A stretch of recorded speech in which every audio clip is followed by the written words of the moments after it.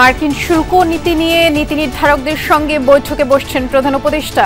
ভারতের অনভিজ্ঞতা ও ভিয়েতনামের ভিন্ন ক্যাটাগরির সুযোগ নেওয়ার পরামর্শ বিশ্লেষকদের। প্রত্যেকেই এখন বিভিন্ন রকমের নেগোসিয়েশন করবে। এই নেগোসিয়েশনের মাধ্যমে তারা মার্কিন যুক্তরাষ্ট্রের মার্কেটে যে ধরনের অ্যাক্সেস পাবেন সেইটার সাথে আমাদেরকে কম্পিট করতে হবে। বিমস্টেক সম্মেলনের সম্ভাবনার নতুন দুয়ার উন্মোচিত হয়েছে বাংলাদেশের জন্য বলছেন বিশ্লেষকরা। উন্নয়নের উদ্যোগ এবং চুক্তিগুলো দৃশ্যমান করার তাগিদ।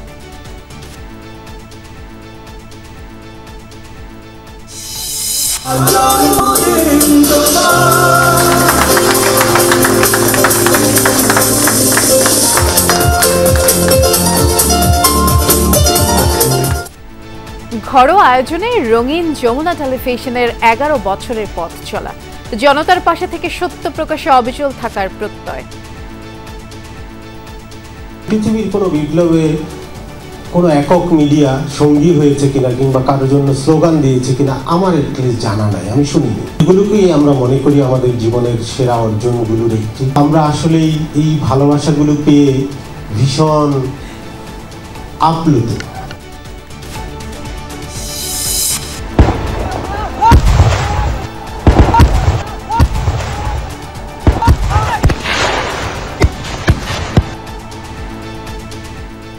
আধিপত্য বিস্তার নিয়ে শরীয়তপুরের জিয়াজিরায় দুপক্ষের সংঘর্ষে আহত 16, পাল্টাপাল্টি ছোড়া হয় শতাধিক হাতবোমা, নিরাপত্তা জোরদার।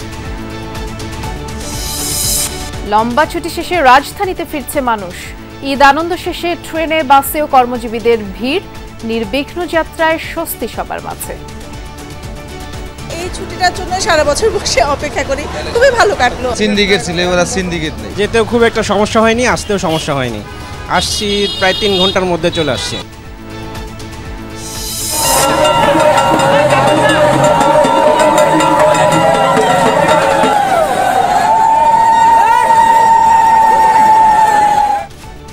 নারায়ণগঞ্জের লাঙ্গলবন্দে অষ্টমীর স্নানোৎসবে পুণ্যার্থীদের ঢল।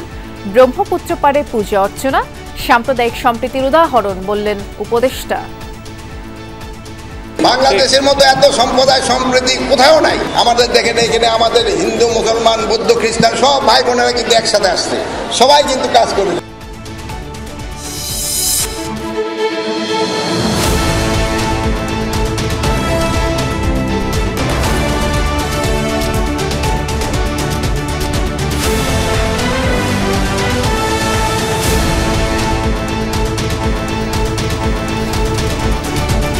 শুভেচ্ছা। সন্ধ্যার বাংলাদেশের সবাইকে আমন্ত্রণ জানাচ্ছি। নুসরাত বৃষ্টির সাথে আছি। শিরোনামগুলো শুনছিলেন। যুক্তরাষ্ট্রের আরোপিত নতুন শুল্ক ইস্যু নিয়ে আলোচনা করতে রাষ্ট্রীয় অতিথি ভবন যমুনায় জরুরি বৈঠকে বসছেন প্রধান উপদেষ্টা ডক্টর মোহাম্মদ ইউনূস। এই বৈঠকে উপদেষ্টা সংশ্লিষ্ট কর্মকর্তা ও বিশেষজ্ঞরাও অংশ নিচ্ছেন। প্রধান উপদেষ্টার প্রেস সচিব শফিকুল আলম জানিয়েছেন, ট্যারিফ বৃদ্ধি নিয়ে দুপুরে ব্যবসায়িক নেতাদের সাথে বৈঠক করেছে বৈদেশিক বিনিয়োগ কর্তৃপক্ষ, আর তাদের সুপারিশ এবং পরবর্তী করণীয় নিয়ে প্রধান উপদেষ্টা সহ অন্য উপদেষ্টারাও বৈঠক করবেন। এর আগে বাংলাদেশ সহ 185টি দেশের পণ্য রফতানিতে নতুন করে বাড়তি শুল্ক আরোপ করে ট্রাম্প প্রশাসন। বাংলাদেশি পণ্যে এই হার নির্ধারণ করা হয়েছে 37%, যা এতদিন ছিল 15%। যুক্তরাষ্ট্রে বছরে প্রায় $840 কোটি পণ্য রফতানি করে বাংলাদেশ। 2024 সালে বাংলাদেশ থেকে যুক্তরাষ্ট্রে পণ্য রপ্তানি হয়েছে প্রায় $8.5 বিলিয়ন মতো। এর মধ্যে বড় অংশই তৈরি পোশাক। ইউএসের যেগুলো যে সমস্ত তারা যে ইস্যু উঠেছে আমরা সবগুলোই নিয়ে আমরা আজকে মিটিংয়ে আলাপ হবে, এবং আলাপের পরে আমি বললাম তো এমন ডিসিশন আসবে যে ডিসিশনের ফলে আপনারা নিশ্চিত থাকতে পারেন বাংলাদেশের এক্সপোর্ট ইউএসএ পুরো ওয়েস্টার্ন ওয়ার্ল্ডে আরো বাড়বে, কমবে না। রাষ্ট্রীয় অতিথি ভবন যমুনায় আমাদের সহকর্মী মনিরুল ইসলাম আছেন। তিনি এই বৈঠকের বিষয়ে খোঁজ খবর রাখছেন, অপেক্ষা করছেন তিনি আমাদের জন্য। আমরা আসলে সবশেষ তথ্যই জানতে চাচ্ছিলাম। কিছুক্ষণ আগেই যেমনটি দেখলাম শফিকুল আলম বলেছেন যে ডিসিশন তো আসবে এই বৈঠক শেষ হওয়ার পরে, তারপরে যদি আপনার কাছে কোনো আপডেট থাকে একটু জানাবেন মনির।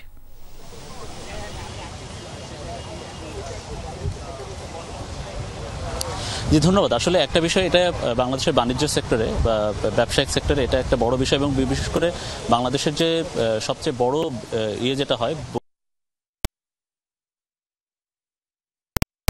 জায়গায় যে 37 আসলে নেওয়া হলো, এটা আসলে বাংলাদেশের অর্থনৈতিক প্রতিষ্ঠা হবে বলে এটা ধরে নেওয়া হচ্ছে। তো সেই হিসেবে আজকে প্রধান উপদেষ্টা এই বিষয়ে কি করা যায় এটা নিয়ে একটা সিদ্ধান্ত নেওয়ার জন্যই তিনি বসবেন বিভিন্ন মহলের সাথে, তাদের সরকারের প্রতিনিধিদের সাথে এবং অন্যদের সাথে।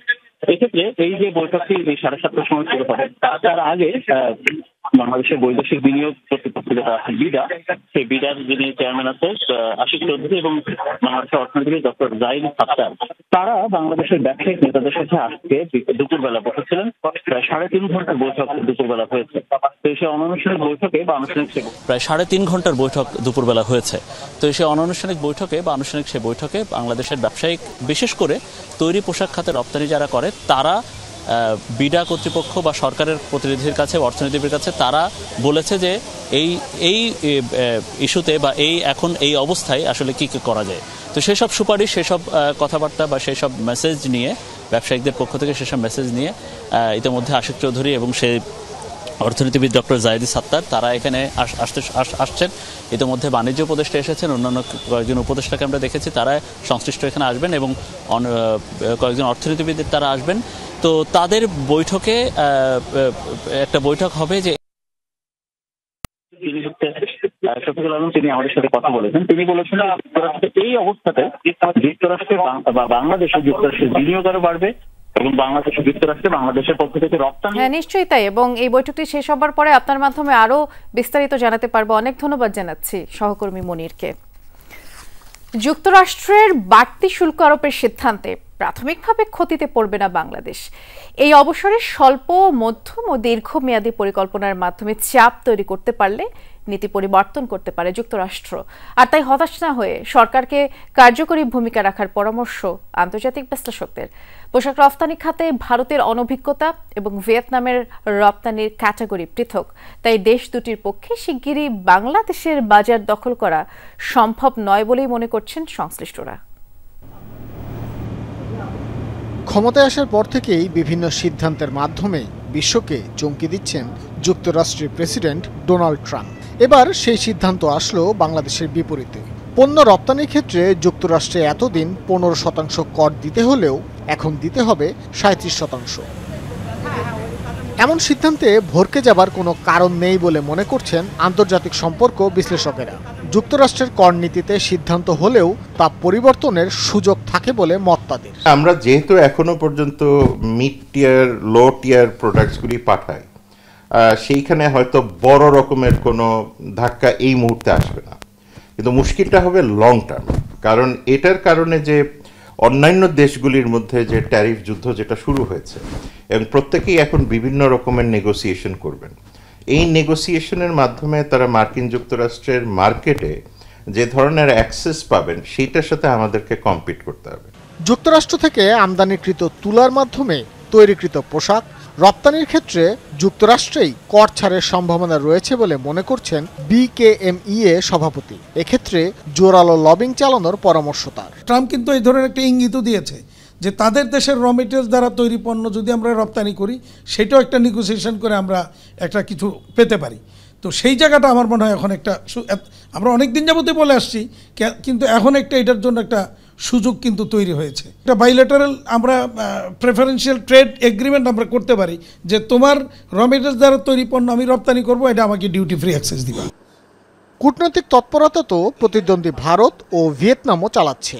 সেক্ষেত্রে বাংলাদেশ নতুন কি কি অফার করতে পারে সে বিষয়ে কাজ করার পরামর্শ দিচ্ছেন অধ্যাপক শাহাব এনাম খান। তাদের যে ইন্টারনাল ডোমেস্টিক পলিটিক্সে যারা ল মেকার আছেন তারাও কিন্তু এখন এগুলিকে ক্রিটিসাইজ করছেন এবং সেই ক্ষেত্রে বেশ কিছু লিগ্যাল প্রসিজিওরও শুরু হয়েছে। পরিবর্তনের যথেষ্ট জায়গা আছে, সেই জায়গাতে আমাকে এফেক্টিভ ডিপ্লোমেসি, প্রোঅ্যাক্টিভ ডিপ্লোমেসি এবং সেই সাথে অ্যাগ্রেসিভ ডিপ্লোমেসি, প্রত্যেক ফর্মের ডিপ্লোমেসিতে যেতে হবে। এখন এটা আমরা যত দ্রুত করতে পারি তত ভালো। আপাতত স্বস্তি হলো পোশাক খাতে বাংলাদেশের প্রতিদ্বন্দ্বী ভিয়েতনাম স্বল্প মূল্যের কোনো পোশাক তৈরি করে না, আর ভারতের প্রস্তুতি পর্যাপ্ত নয়। যা করার করতে হবে এই অবসরের মাঝেই, কিন্তু সময়টা খুব বেশি নয়। ভাস্কর ভাদুরী, যমুনা নিউজ, ঢাকা।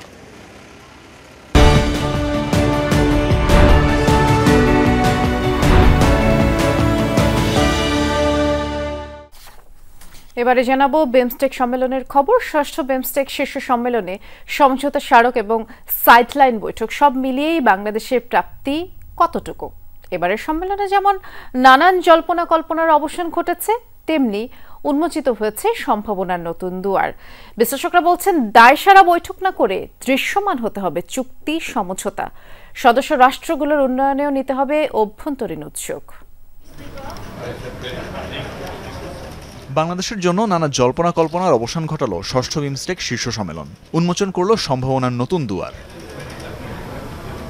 এবারের বিমস্টেকের সাইডলাইনে ছিল অন্তর্বর্তী সরকারের প্রধান উপদেষ্টার বেশ কয়েকটি বৈঠক, যার অন্যতম ইউনুস মোদি বৈঠক। আসিয়ান সদস্যপদ পাওয়ার ক্ষেত্রে থাই এলিটদের সমর্থন চান প্রধান উপদেষ্টা। দুর্নীতির বিরুদ্ধে যৌথ লড়াইয়ে বাংলাদেশ থাইল্যান্ড সমঝোতা স্মারকে স্বাক্ষর হয়। এছাড়া প্রধান উপদেষ্টার হাই রিপ্রেজেন্টেটিভ ডক্টর খলিলুর রহমানের সাথে মিয়ানমারের উপপ্রধানমন্ত্রী ও পররাষ্ট্রমন্ত্রী উথান শিউয়ের বৈঠক হয়, যেখানে 1,80,000 রোহিঙ্গাকে মিয়ানমারে প্রত্যাবাসনের জন্য চিহ্নিত করা হয়েছে। সব মিলিয়ে এবারের সম্মেলনে বাংলাদেশের প্রাপ্তি কতটুকু? বিশ্লেষকরা বলছেন শুধু বৈঠক হলেই চলবে না, সাথে থাকতে হবে অগ্রগতিও। কাজে লাগাতে হবে বিমস্টেকের সম্ভাবনার পুরোটা। একটাই প্রাপ্তি এখন পর্যন্ত বিমস্টেকের সেক্রেটারিয়েটটি বাংলাদেশে অবস্থিত, এটুকুই আমি প্রাপ্তি হিসেবে দেখি। প্রত্যাশা থাকবে এটি যাতে শুধুমাত্র বিমস্টেক দেশগুলোর ভিতরে ইন্ট্রা ট্রান্সপোর্ট নেটওয়ার্কের অংশ যাতে না হয়, এখানে যাতে ইন্টার অর্থাৎ বিমস্টেকের বাইরের দেশগুলোর সাথেও যাতে এই দেশগুলো কানেক্টেড হতে পারে এই মেরিটাইম কানেক্টিভিটির মাধ্যমে, সেটি যাতে এখানে হয়। বিমস্টেকের সদস্য রাষ্ট্র ভারত ও থাইল্যান্ডের রাজনৈতিক অঙ্গীকারের অভাব আছে মন্তব্য এই বিশ্লেষকের। যে কোনো চুক্তির ব্যাপারে দেশগুলোকে আন্তরিক হতে গুরুত্বারোপ করেন তিনি। রাজনৈতিক অঙ্গীকারের অভাব বিশেষ করে ভারত এবং থাইল্যান্ডের ভিতরে। বড় দুটো দেশের উচিত হবে তাদের অন্যান্য যে সমস্ত যোগাযোগ কোঅপারেশন রয়েছে সেগুলোর বাইরে গিয়ে কিভাবে বিমস্টেক কোঅপারেশনকে তারা গুরুত্বের সাথে দিয়ে অন্তত গুরুত্বপূর্ণ 3টি বা 4টি যেগুলো কিনা নেগোসিয়েশন পর্যায়ে রয়েছে এই আলোচনাগুলো শেষ করে এগ্রিমেন্ট স্বাক্ষর করে। দুদেশের মধ্যকার বৈঠককে ফলপ্রসূ করতে উভয় পক্ষকে কিছু অভ্যন্তরীণ উদ্যোগ নিতে হবে মন্তব্য বিশ্লেষকদের। প্রধানমন্ত্রী পর্যায়ে আলাপ আলোচনা হলে অন্তত পারস্পরিকভাবে আমরা পরস্পরকে আশ্বস্ত করতে পারবো যে আমরা এমন কোনো কাজ করব না যাতে তোমার ক্ষতি হয়। জানিং আদর্শিকভাবেও খানিকটা কিন্তু দূরত্ব বেড়েছে, তো কাজে সেই জায়গাগুলোতে আমাদের দিক থেকেও কিছু অভ্যন্তরীণ উদ্যোগের প্রয়োজন হবে, তাদের দিক থেকেও অভ্যন্তরীণ কিছু উদ্যোগের প্রয়োজন হবে সম্পর্ককে স্বাভাবিক গতিতে নিয়ে আসতে। ষষ্ঠ বিমস্টেক সম্মেলনের সাইডলাইনে বেশ কয়েকটি বৈঠক করেছেন প্রধান উপদেষ্টা ডক্টর মোহাম্মদ ইউনুস। এসেছে বেশ কিছু গুরুত্বপূর্ণ সিদ্ধান্ত, হয়েছে সমঝোতা চুক্তিতে স্বাক্ষর। তবে এত আয়োজন থেকে কেবলমাত্র তখনই উপকৃত হওয়া সম্ভব যখন সব সিদ্ধান্তের বাস্তবায়ন ঘটবে। যে সম্ভাবনা নিয়ে আছে এই আঞ্চলিক সংস্থাটি, সেই সম্ভাবনার পুরোটা তখন কাজে লাগাতে পারবে সদস্য দেশগুলো। তানফির মৌসুম, যমুনা নিউজ, ঢাকা। একটি গণমাধ্যমকে ঘিরে রাজপথে মানুষের আনন্দ উদযাপন, স্লোগানে স্লোগানে উচ্ছ্বাসের প্রকাশ কেবল একটি চ্যানেলকে ঘিরে। দায়িত্বশীলতার সঙ্গে নাগরিকের পাশে থাকার বিনয়ী চেষ্টায় যমুনা টেলিভিশনকে এনে দিয়েছে এমন ভালোবাসা। শুরু থেকে আধুনিক সাংবাদিকতা, সত্য আর তথ্যের নির্ভরযোগ্যতা নিশ্চিত করাই ছিল আমাদের লক্ষ্য। 11 বছর পেরিয়ে 12তে আপনাদেরই যমুনা। সব দলমতের বিপুল আকাঙ্ক্ষা পূরণই যুগের পথে যমুনার লক্ষ্য। প্রতিষ্ঠা বার্ষিকীতে টিম যমুনার কথা জানাচ্ছেন আমাদের সহকর্মী সাইফুদ্দিন রবিন।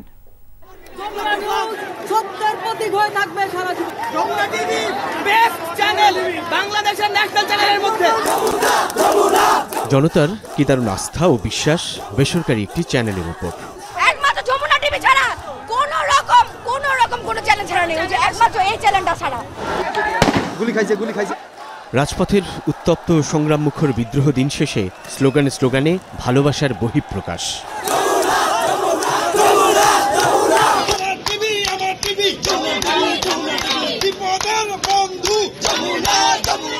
24 ঘন্টার সংবাদভিত্তিক চ্যানেল যমুনা সব রক্তচক্ষু উপেক্ষা করে পাশে থাকে সাধারণের। দুর্যোগের সংজ্ঞায় মানুষের বিপন্নতার চেয়ে আর কি বড় হতে পারে? যুদ্ধক্ষেত্র বনে যাওয়া দেশে নিপীড়িতের কথা বলে টিম যমুনা। পানি লাগবে? পানি আছে, হ্যাঁ, এরকম একটা বোতল আছে। মুগ্ধ আমাদের জন্য অনেকগুলো পানির বোতল রেখে গিয়েছে। জুলাই আগস্টে ছাত্র নাগরিক অভ্যুত্থানের পরতে পরতে যমুনার প্রতি মানুষের নির্ভরতা কতটা প্রবল ছিল তাদের বয়ানেই তা স্পষ্ট। আপনাদের চ্যালেঞ্জকে আমরা সমর্থন করি সবচেয়ে। I like you, I like this. ধন্যবাদ ভাই, ধন্যবাদ আপনাদের, ধন্যবাদ আপনাদেরকে, অনেক থ্যাংক ইউ। কিন্তু এই অকুণ্ঠ ভালোবাসা কিংবা আকাশচুম্বী জনপ্রিয়তা কি কেবল সাম্প্রতিক ভূমিকার জন্য, নাকি জন্ম থেকেই তার সত্য সাংবাদিকতায় নিজেকে বিসর্জন? হুট করে সাফল্য পাওয়া যায় না। সাফল্য পেতে হলে এটা দীর্ঘমেয়াদী পরিকল্পনা নিয়েই এগোতে হয়। সো যমুনা টেলিভিশন হুট করে জুলাই আগস্টে এসে জনপ্রিয় হয়েছে, যারা এরকম ভাবেন তারা ভুল করেন। যমুনা টেলিভিশন শুরু থেকেই চেষ্টা করেছে মানুষের সাথে থাকার জন্য, মানুষের কথা বলার জন্য। 11 বছর আগে সম্প্রচারে আসার কালে যমুনা টেলিভিশনের প্রতিষ্ঠাতা নুরুল ইসলামের যে লক্ষ্য ও উদ্দেশ্য ছিল মানুষের কথা বলা, তা নিয়েই আমাদের পথ চলা। সংসেজে নয়, সাংবাদিকতায় সব দিক ও মতের বক্তব্য আর নির্ভরযোগ্য তথ্যের মিশেলে যমুনা হতে চেয়েছে গণমানুষের। আমরা তুলে ধরব গণমানুষের গণদাবি, গণ অভিযোগ, গণ দুর্ভোগ আর বঞ্চনার কথা। সঠিক সাংবাদিকতা করতে গিয়ে গায়ে কেরোসিন ঢেলে আগুনে পুড়িয়ে মারতে চেয়েছিল আমাদের। মামলার মুখোমুখি হতে হয়েছে, আহত হয়ে হাসপাতালে যেতে হয়েছে রাজধানী থেকে দেশের নানা প্রান্তের সহকর্মীদের। প্রতিষ্ঠা থেকে শুরু করে শাসকের রক্তচক্ষুর বিপরীতে নানান ভয় ও শঙ্কা ঠেলে জনতার পাশে আপোষহীন। গত 11 বছর সাদাকে সাদা বলেছে, কালোকে কালো বলেছে। অন্যান্য সংবাদ মাধ্যম যদি বাধার মুখে পড়ে, যমুনা টেলিভিশন তার চেয়ে বেশি বাধার মুখে পড়েছে। যমুনা টেলিভিশনের কোনো রাজনৈতিক পরিচয় কখনোই ছিল না, যেখানে যমুনা টেলিভিশনকে এটা ফেস করতে হয়েছে অন্যদের চেয়ে আরও অনেক বেশি। টিম যমুনার আন্তরিকতা আর বস্তুনিষ্ঠ সাংবাদিকতার স্বীকৃতিও মিলেছে নানাভাবে। ইউটিউব, ফেসবুকের ডিজিটাল দুনিয়ায় দেশের সর্বোচ্চ সাবস্ক্রাইব যেন তারই প্রমাণ। মিথ্যে, প্রোপাগান্ডা, ভুল তথ্যের ভিড়ে সতর্ক আর দায়িত্বশীল যমুনা টেলিভিশন। যমুনা টেলিভিশন মানুষের মনে যে জায়গা করে নিয়েছে, ভবিষ্যতে আশা করি সে ধারাবাহিকতা অব্যাহত থাকবে। যেন নিউজগুলো সব সত্যের সন্ধানে আসে। সত্যের প্রতীকগুলোও অনেক সময় যমুনা টিভি অবস্থান নেয়। স্বচ্ছ, ন্যায়পরায়ণ যে সরকারি আসুক, যেই রাজনৈতিক দলই আসুক, সত্য যে নিউজটা এটা আমরা সামনে পাই, এটা আস্থা আছে। সোশ্যাল মিডিয়ায় তো প্রচুর ফেক নিউজ থাকে, ডিসইনফরমেশন, মিসইনফরমেশন, সেইগুলোকে যেন ভ্যালিডেট করা যায়। চারদিকে যমুনার এত জয়ধ্বনি আমাদের স্বস্তি দেয় না। ফুরফুরে হাওয়ায় উঠতে পারে না টিম যমুনা, দায়বদ্ধতা যেন বেড়ে যায় আরও। পৃথিবীর ইতিহাসে এটা বিরল যে একটি সংবাদ মাধ্যম একটি বিপ্লবের অংশীদার হয়েছে এবং সেই সংবাদ মাধ্যমকে নিয়ে সবাই স্লোগান দিয়েছে। মানুষের এক্সপেকটেশনকে তো আমরা ইগনোর করতে পারি না, অসম্মান করতে পারি না। ফলে এত মানুষ, এত দর্শকের চাহিদার প্রতি সম্মান রেখে আমাদেরকে চূড়ায় অবস্থান করতে হবে এবং সেটা নিশ্চয়ই অনেক বড় চাপ।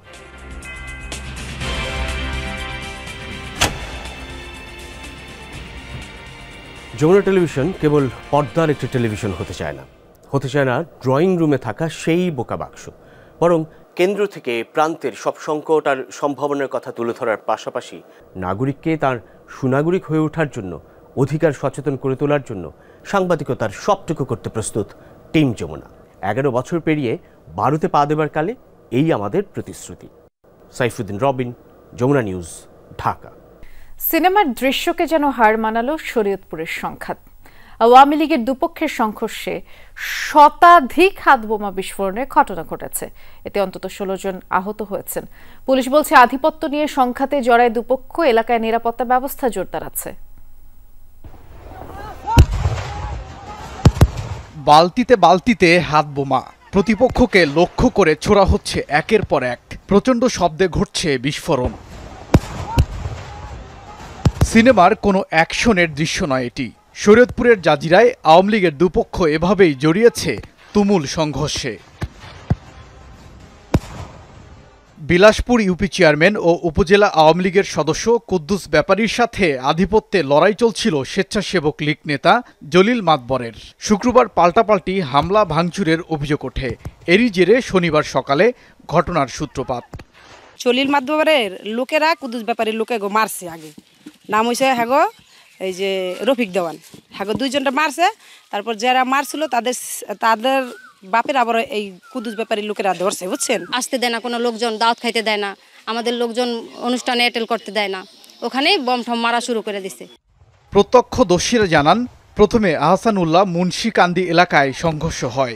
এরপর বিলাসপুর এলাকায় মাঠে জড়ো হয়ে আবারও সংঘাতে জড়ায় দুপক্ষ।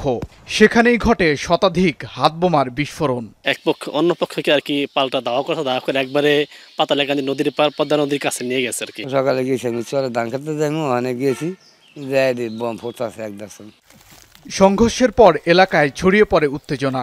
ঘটনাস্থলে যায় আইন শৃঙ্খলা বাহিনী, নিয়ন্ত্রণে আসে পরিস্থিতি। গ্রাম অঞ্চলের দিকে ঈদের সময় মানুষের সমাগমটা বেশি হয়, তো এখানেও ঢাকা থেকে হয়তো অনেকে ঈদ করতে আসছেন, জমজমাট একটা পরিবেশে সবাই এসছেন। হয়তো তর্ক বিতর্ক কোনো একটা আধিপত্যর তাদের স্থানীয় বিরোধকে কেন্দ্র করে এটা সূত্রপাত হয়েছে, আমরা এটা মনে করছি আর কি। সংঘর্ষের পর থেকে পলাতক দুপক্ষের লোকজন, জোরদার আছে নিরাপত্তা ব্যবস্থা। ওবায়দুর রহমান, যমুনা নিউজ। ঈদের ছুটি শেষ, প্রিয়জনদের সাথে আনন্দ উদযাপন শেষে এখন ঢাকায় ফেরার পালা। সকাল থেকেই লঞ্চ, ট্রেন, বাস যে যেভাবে পেরেছেন রাজধানীতে ফিরছেন। অন্যান্য বছরের তুলনায় এবার বেশ স্বস্তির ছিল ঈদযাত্রা, তাই সবার চোখে মুখেই উচ্ছ্বাস ছিল। তবে কারো কারো কণ্ঠে প্রিয়জন ছেড়ে আসার আক্ষেপও ছিল। এই চিত্র ভোরের।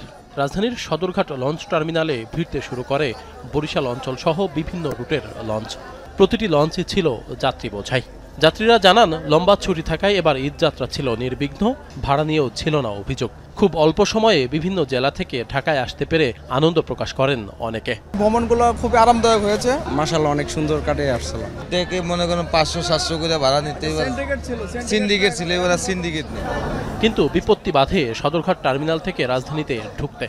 বিপুল যাত্রী আর যত্রতত্র বাস ও গাড়ি রাখাই সদরঘাট এলাকায় দেখা দেয় তীব্র বিশৃঙ্খলা। উপায় না দেখে লাগেজ ব্যাগ নিয়েই হাঁটতে থাকেন অনেকে।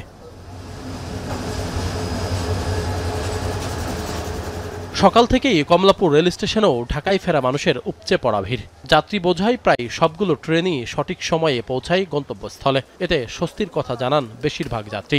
এই ছুটিটার জন্য সারা বছর বসে অপেক্ষা করি, খুবই ভালো কাটলো। এইবার সবকিছু মিলেমিশে একদম বাচ্চাদেরকে নিয়ে সবকিছু নিয়ে সব খুব খুব খুব ভালো। নানুর জন্য সবার জন্য খারাপ লাগতেছে। কর্মক্ষেত্রে ফেরার পাশাপাশি যারা ঈদের সময় ছুটি পাননি তারা এখন যাচ্ছেন গ্রামের বাড়িতে। ঈদের পরে যাইতেছি, যাতে করে আমরা আসলে খুব আরামে যাইতে পারি বাসায়। যাতায়াতের দিক দিয়ে অনেক ভালো, আসার সময় অনেক রিল্যাক্সে চলে আসছি, এখন যাইতেছি রিল্যাক্সে, কোনো ঝামেলা নেই। দিনভর আন্তনগর, কমিউটার, লোকাল মিলিয়ে মোট 70 জোড়া ট্রেন চলাচল করবে। রেল কর্তৃপক্ষের সার্বিক ব্যবস্থাপনার কথা তুলে ধরেন কমলাপুর রেল স্টেশনের ম্যানেজার।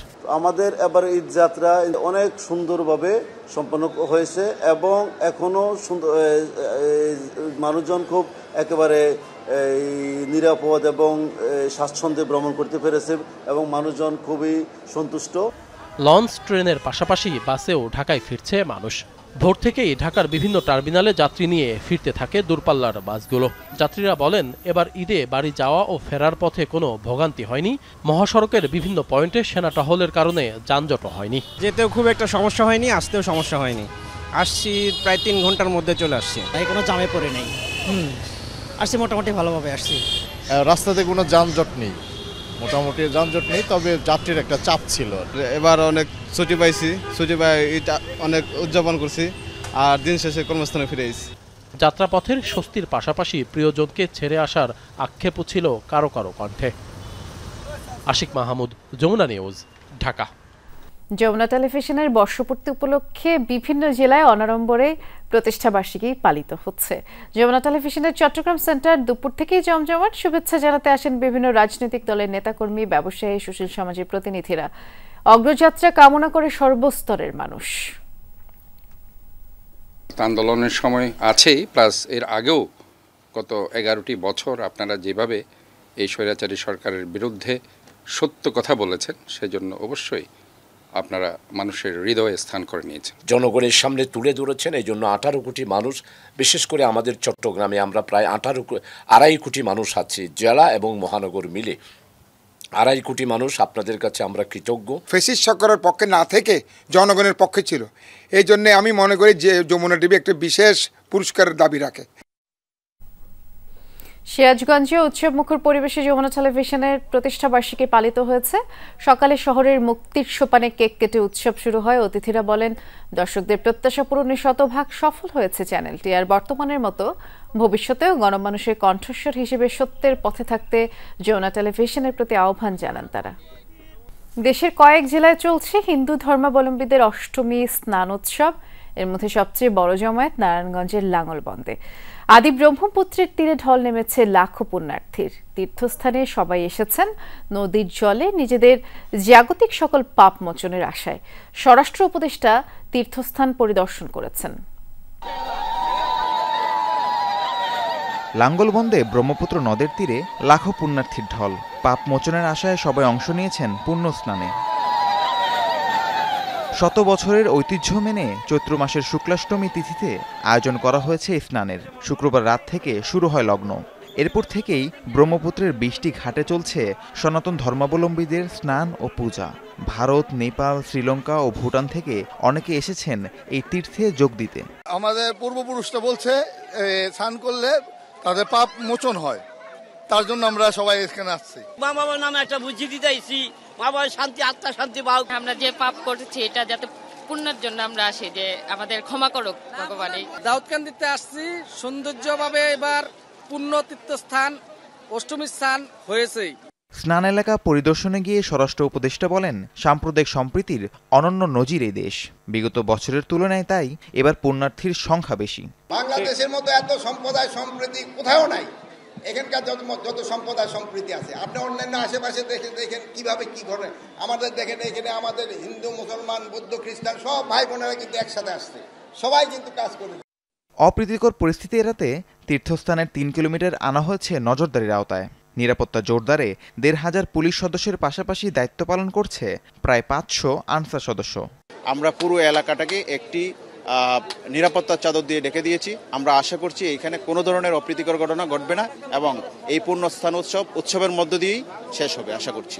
এছাড়া ব্রহ্মপুত্রে ময়মনসিংহ, জামালপুর, গাইবান্ধা, কুড়িগ্রাম সহ বিভিন্ন প্রবাহে স্নানোৎসবে অংশ নিয়েছেন লাখো সনাতন অনুসারী। রাতে বিহিত পূজার মধ্য দিয়ে শেষ হবে অষ্টমী স্নানের আনুষ্ঠানিকতা। রাহিম সারোয়ার, যমুনা নিউজ। শঙ্কা আর উত্তেজনার পরে শুরু হয়ে গেছে যুক্তরাষ্ট্র চীন বাণিজ্য যুদ্ধ। ট্রাম্প প্রশাসনের এই ট্যারিফ বৃদ্ধির জবাবে পাল্টা ব্যবস্থা নিয়েছে বেজিং। সব মার্কিন পণ্যে অতিরিক্ত 34% শুল্ক আরোপের ঘোষণা দিয়েছে তারা। বিশ্ব বাণিজ্য সংস্থা WTO-তে যুক্তরাষ্ট্রের বিরুদ্ধে করেছে মামলাও। কালো তালিকাভুক্ত করেছে বেশ কয়েকটি মার্কিন প্রতিষ্ঠানকে। বিশ্বের সবচেয়ে বৃহৎ অর্থনীতির দুই দেশ চীন ও যুক্তরাষ্ট্র। পরাশক্তি দেশ দুটির মধ্যে বৈরী সম্পর্ক বেশ পুরনো। বিভিন্ন সময় নানা ইস্যুতে উত্তেজনা ছড়ানো চীন ও যুক্তরাষ্ট্র এবার পাল্টাপাল্টি শুল্ক আরোপ করে জড়ালো বাণিজ্য যুদ্ধে। ঘটনার সূত্রপাত করেছেন মার্কিন প্রেসিডেন্ট ডোনাল্ড ট্রাম্প। অন্যান্য দেশের পাশাপাশি শুল্ক বাড়িয়েছেন বেইজিংয়ের পণ্যেও। 34% শুল্ক আরোপের পর চীনও যে বসে থাকবে না সেটি অনুমেয় ছিল, হলেও তাই। পাল্টা জবাবে মার্কিন পণ্যেও অতিরিক্ত 34% শুল্ক আরোপের ঘোষণা দিয়েছে দেশটি, যা কার্যকর হবে 10 এপ্রিল থেকে। বাড়তি শুল্ক আরোপের পাশাপাশি ওয়াশিংটনের বিরুদ্ধে আরও বেশ কয়েকটি পদক্ষেপ নিয়েছে বেইজিং। বিভিন্ন মার্কিন প্রতিষ্ঠানকে করেছে কালো তালিকাভুক্ত। নতুন করে রফতানি নিয়ন্ত্রণ তালিকায় যুক্ত করেছে 16টি মার্কিন কোম্পানিকে। এছাড়াও যুক্তরাষ্ট্রের বিরুদ্ধে বিশ্ব বাণিজ্য সংস্থা WTO-তে মামলাও করেছে চীন। বিশ্লেষকরা অবশ্য বলছেন এই বাণিজ্য যুদ্ধে চীনই বেশি লাভবান হবে। কৃত্রিম বুদ্ধিমত্তার যে বিপ্লব চলছে তাতেও এশিয়ার দেশটির এগিয়ে যাওয়ার সম্ভাবনা দেখছেন বিশ্লেষকরা।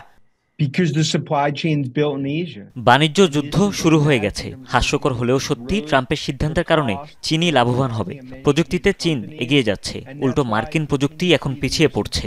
আমার ধারণা এটি গত 100 বছরের মধ্যে সবচেয়ে বাজে সিদ্ধান্ত। বর্তমানে আর্টিফিশিয়াল ইন্টেলিজেন্সের বিপ্লব চলছে। বর্তমান পরিস্থিতিতে চীন যুক্তরাষ্ট্রকে ছাড়িয়ে যেতে পারবে। বিভিন্ন দেশের উপর ট্রাম্পের বাড়তি শুল্ক আরোপের জেরে এরই মধ্যে ধস নামতে শুরু করেছে মার্কিন শেয়ার বাজারে। চীন পাল্টা শুল্ক বাড়ানোর পর সেটি আরও নিম্নমুখী হয়েছে, এমনকি কমছে ডলারের দরও। মোস্তফা মাহমুদ, যমুনা নিউজ। এই ছিল সন্ধ্যার বাংলাদেশের আয়োজনে সাথে থাকার জন্য সবাইকে ধন্যবাদ।